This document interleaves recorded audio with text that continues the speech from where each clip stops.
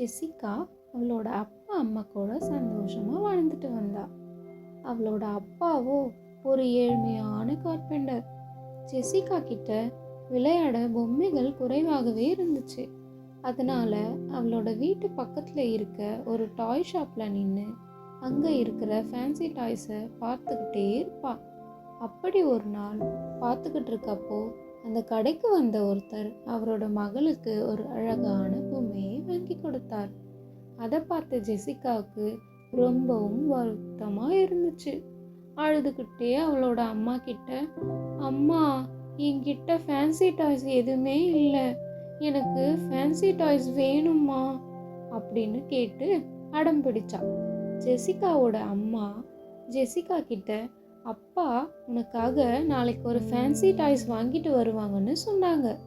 ஜெசிகாவோட அப்பாவோ அவளுக்காக கஷ்டப்பட்டு அவரே ஒரு அழகான மரத்தாலான பொம்மையை செய்கிறாரு.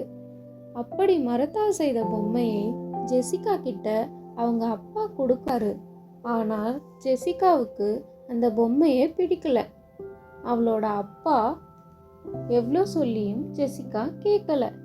திடீர்னு அவள் தன் அப்பா கையில் ஒரு கட்டு இருக்கிறத கவனிக்கிறாள். அவளுக்காக பொம்மை செய்யும் போது அவர் தன் கையை வெட்டிக்கிட்டதை உணர்ந்தாள்.